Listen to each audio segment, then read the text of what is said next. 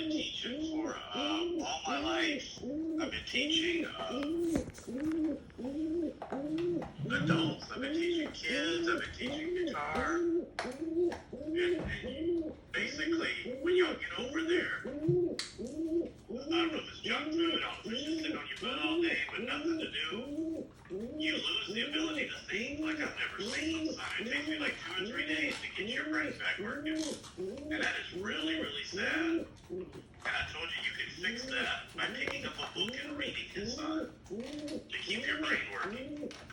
So you don't act like that, son, because you're operating right now on a 3-year-old level. I promise. It's a 3-year-old level. So let's go back again and take it slow. Sienna, you read Romans chapter 13. What did it say, baby?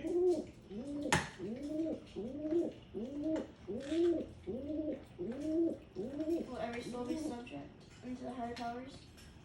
Good, baby. Thank you. Who's every soul? Everyone? All right. Who are the higher powers?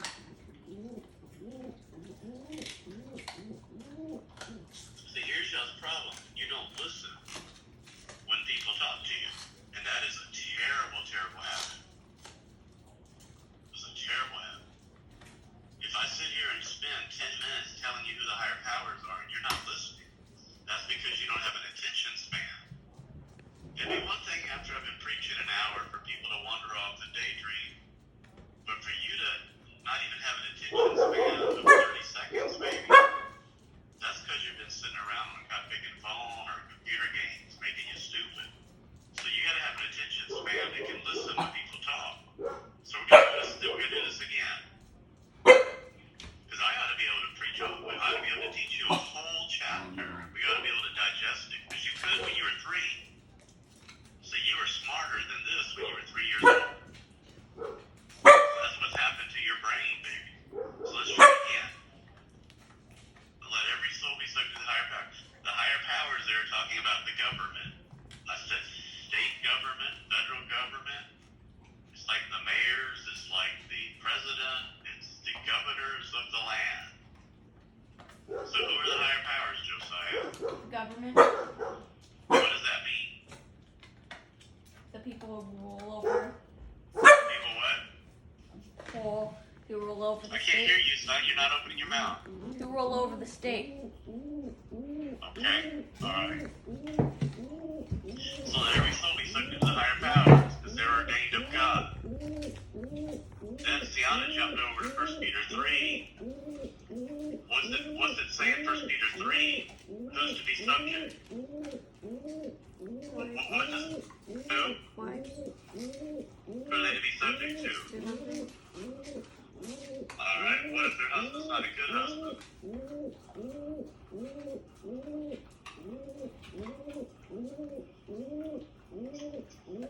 What's it say?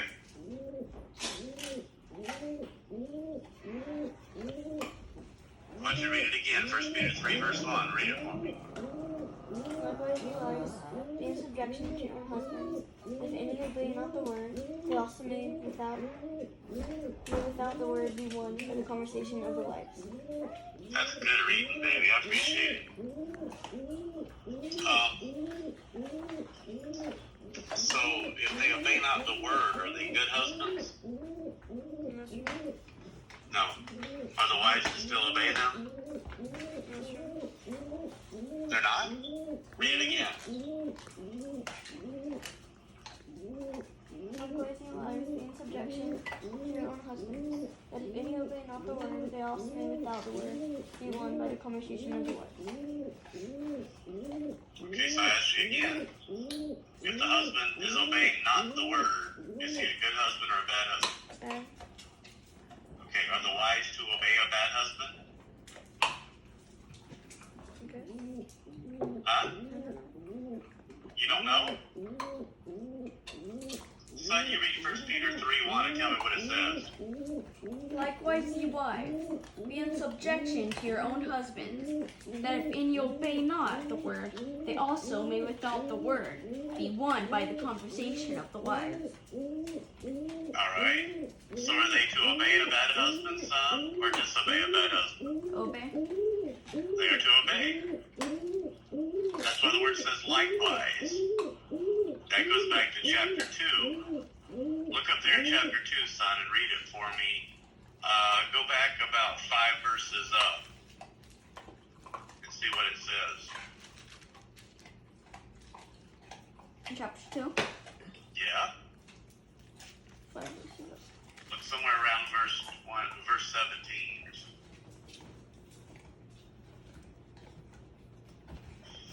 Verse 17. I don't know. What does it say? Honor all men, love the brotherhood, fear God, honor the king. Yeah, keep going.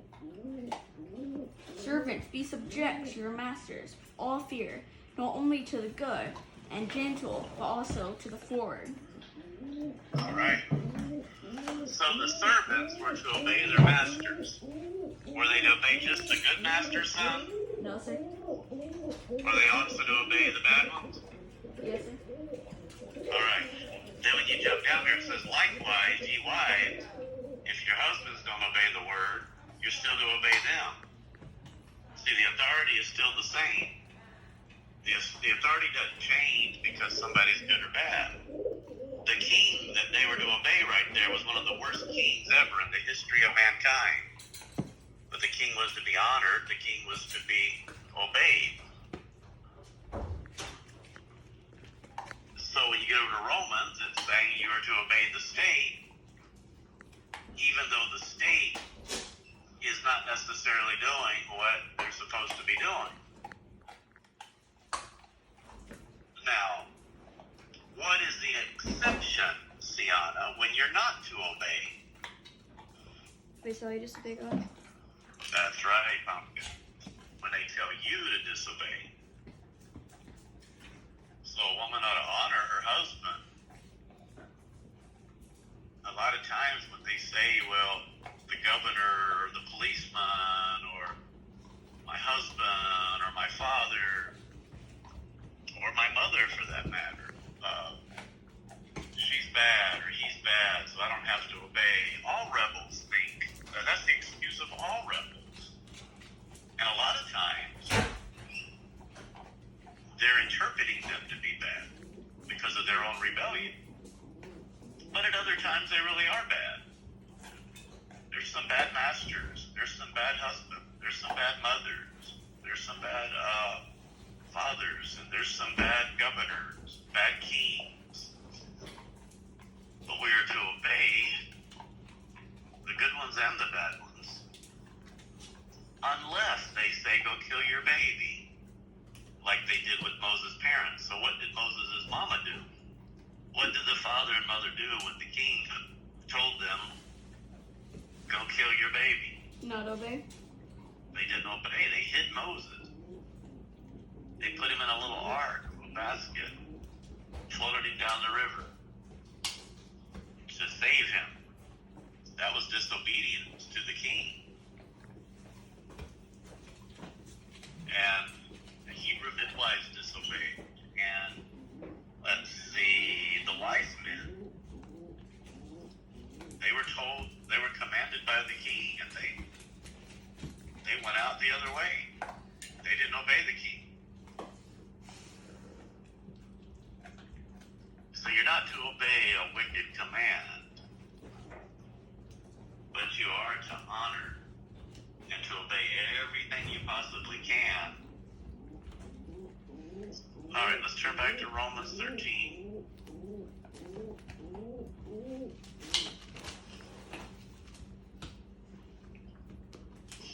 Right there. Now your brain's cooking now. We're at a higher grade level now, so you're doing good. Keep it going. Keep that thinking cap on.